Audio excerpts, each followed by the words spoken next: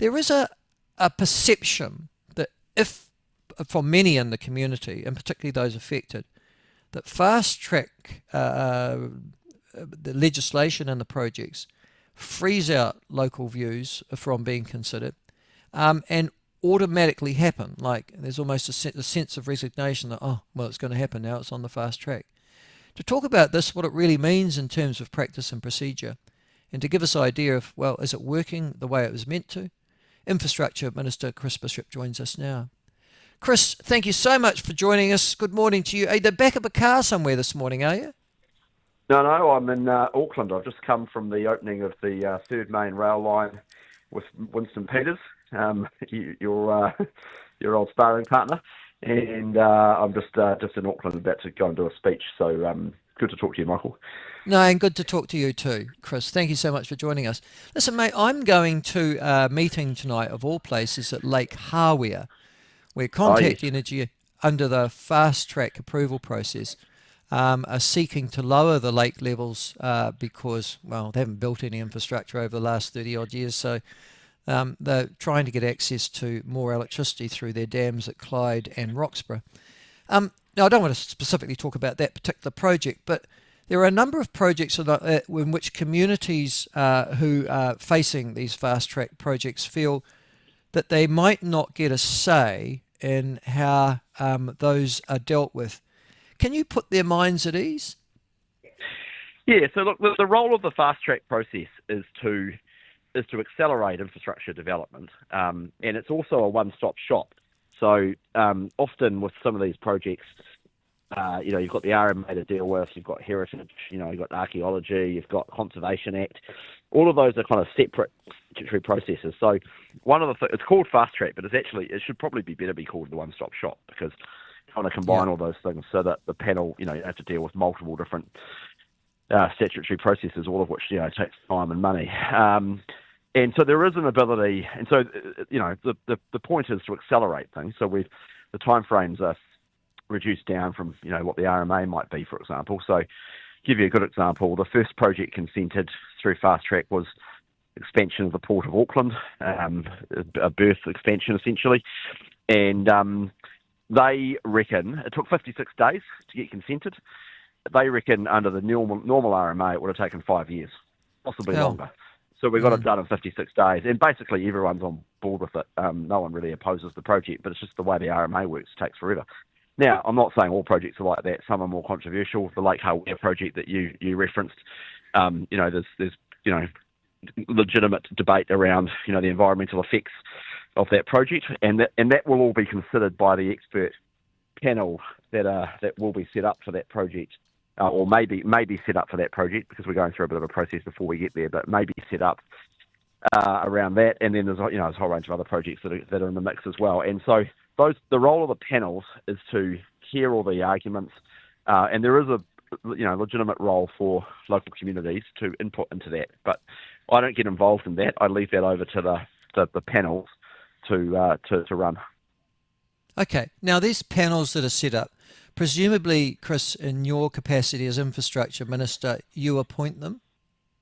No, I don't. So I've appointed 3 conveners. So there's one of them there's 3 of them. There's 3 women actually. Judge Borthwick, who's a Environment Court judge, or retired Environment Court judge. Helen Atkins and Jennifer Caldwell, who's a commercial RMA lawyer. They're in charge of the process.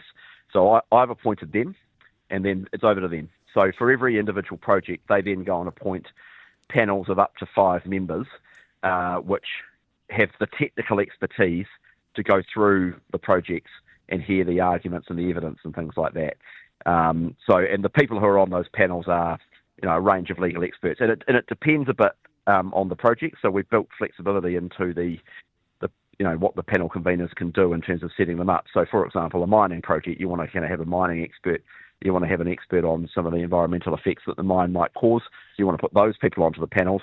For a transport project, the effects are different, or maybe different. So you may want to have a transport expert on the panel, for example.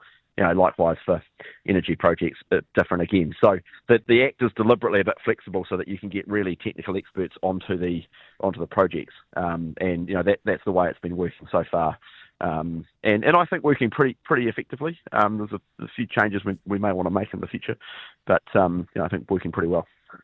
Chris, but once the independent panel makes a decision, does it have to be signed off by you and Shane Jones as Minister of Regional No, Development?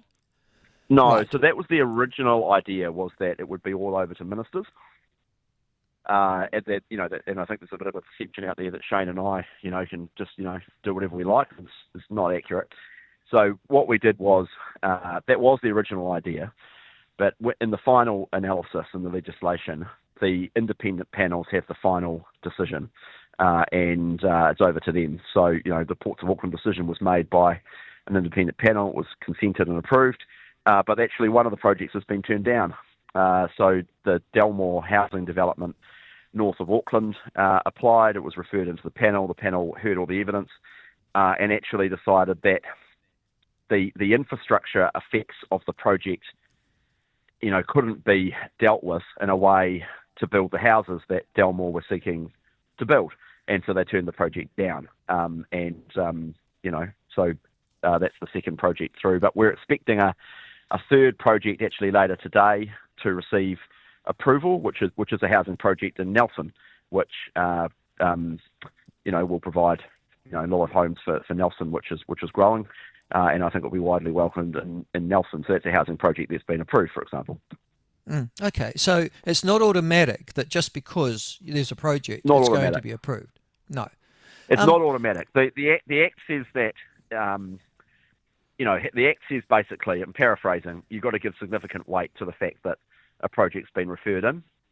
But when the effects of the project can't be dealt with through conditions or through mitigations, then the project has to be turned down. And so Delmore's an example of that, where the infrastructure effects, there just wasn't the infrastructure, the wastewater just wasn't there for the number of houses that Delmore wanted to build, for example. So it got turned down.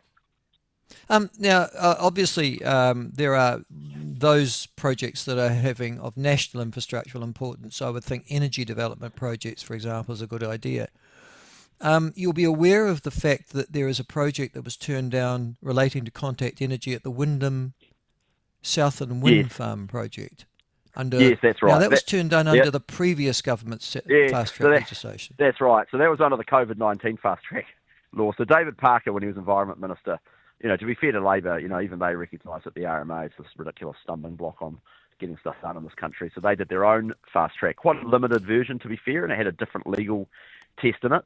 And anyway, I think to a lot of people's surprise, that wind farm was turned down. It's down your way, isn't it? It's down south. Yeah, down just south of Gore. Yes, that's right. And so I think people were quite surprised by that, and they're pretty worked up about it, which is legitimate because we need more energy, particularly down there. And so they've reapplied through our fast track. So that'll work its way through the process. But so there's two legal regimes operating here. It gets a bit confusing. I can totally understand why people get a bit confused. Yeah, no, fair enough. Listen, if the panel makes a decision, and because panels sometimes get it wrong, as you well know, Chris, that doesn't make too much sense, or can be legally challenged. Is there a recourse to the courts after that?